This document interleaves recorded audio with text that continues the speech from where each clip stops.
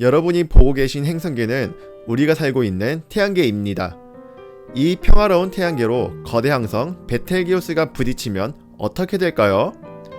항성이 태양이나 지구에 부딪히는 것도 아니고 태양계에 부딪힌다는 표현이 굉장히 생소하실 텐데요. 그러면 베텔기우스라는 항성이 어떤 항성인지 한번 알아볼까요? 이 빛나는 항성이 바로 베텔기우스라는 항성입니다. 베텔기우스는 오리온 자리에서 두 번째로 밝은 별인데요. 밤하늘에서 여덟 번째로 밝은 별이기도 합니다. 반규칙 변광성 별이기 때문에 겉보기 밝기가 0.2등급에서 1.2등급까지 바뀌는 특징이 있습니다. 베텔기우스와 지구 사이의 거리는 2008년에 측정되기로는 640광년으로 알려져 있고요. 실제 크기는 계속 변화하지만 게임상에선 반지름 약 4.12AU로 측정이 되어 있습니다. 1AU는 1억 5천만 킬로미터 정도 되는데요.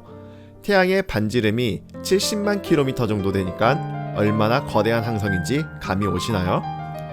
베텔기우스의 나이는 약 730만 년 정도인데 너무나도 거대해 항성의 에너지 소모 속도가 굉장히 빠릅니다. 그래서 수백만 년 내로 폭발할 것이라고 합니다. 폭발하는 장면을 지구에서도 볼 수 있을 것이라고 하니 무척 궁금해지네요.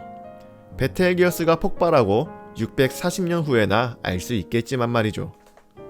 이렇게 어마어마한 항성이 태양계로 날아온다면 태양계는 어떻게 될까요? 우리의 궁금증을 해결해주기 위해 베텔기우스가 태양계로 날아오고 있네요. 초속 약 82km 정도로 굉장히 빠른 속도지만 우주는 워낙 넓기 때문에 태양계에 도달하는 데는 오랜 시간이 걸릴 것으로 보입니다.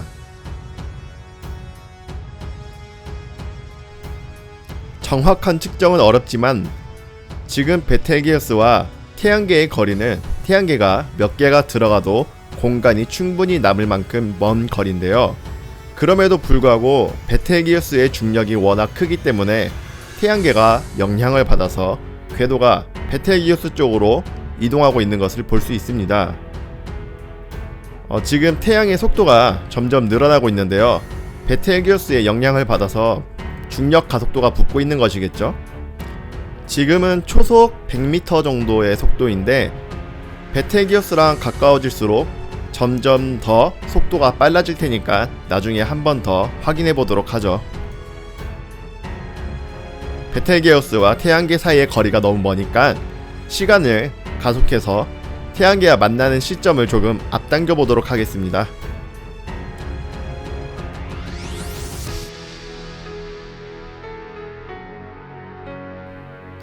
이제 거리가 어느 정도 가까워진 것 같으니까 베텔기우스에서 태양계를 한번 바라볼까요?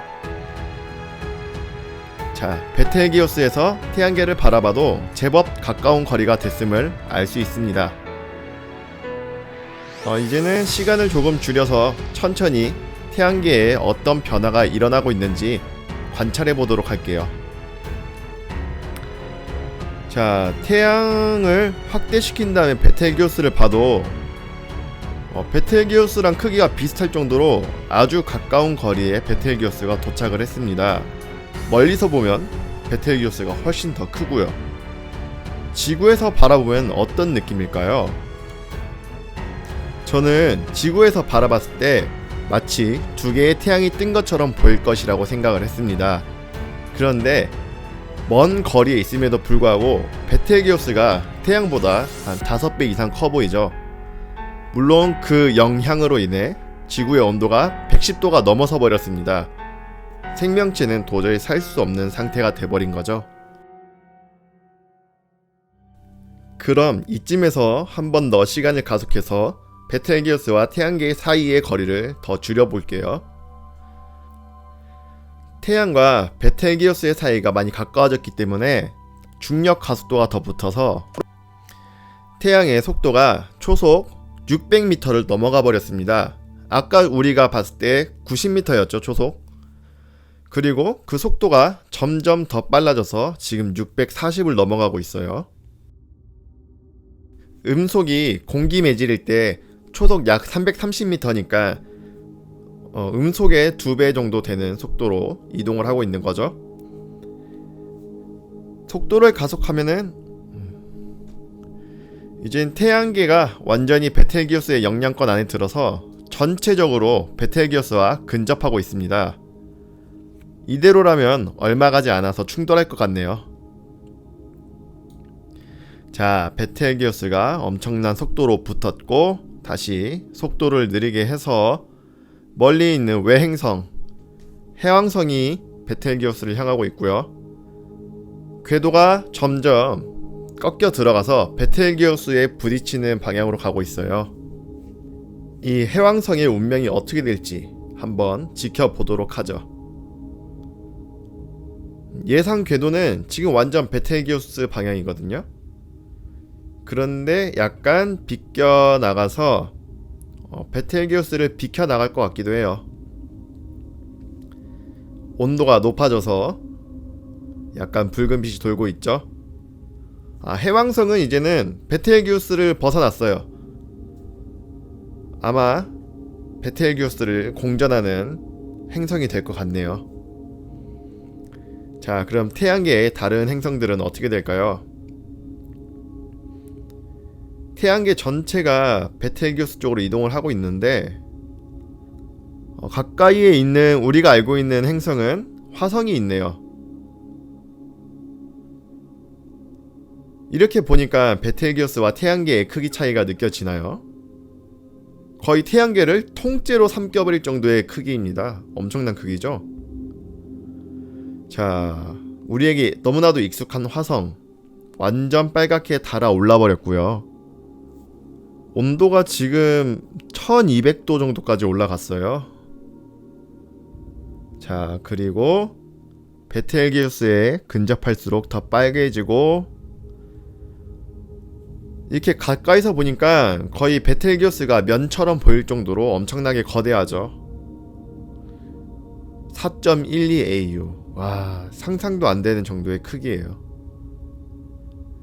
자, 화성이 베텔기우스에 부딪히면 어떻게 될까요?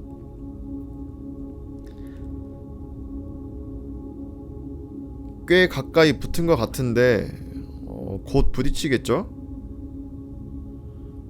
점점 가까워져서 베텔기우스와 부딪혔는데 워낙 큰 항성이다 보니까 티가 전혀 안 나요.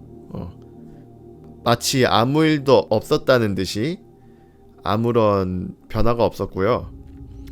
그 다음에는 수성이 먼저 도착할 것 같네요. 역시 수성도 마찬가지로 굉장히 붉게 물들었고요.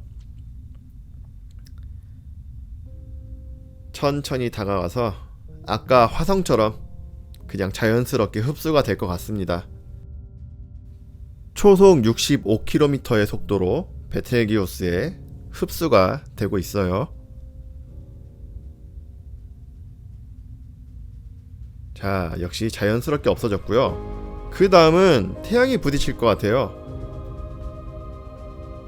자, 태양도 자연스럽게 흡수가 될지 시간을 천천히 점점 가까워지고 있죠.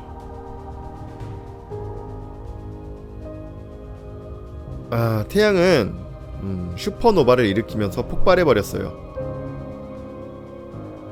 베텔기우스의 다른 행성처럼 흡수가 돼버리진 않네요. 과연 지금 지구는 어떤 상태일까 궁금한데요. 지구가 지금 온도가 1500도예요. 1500도.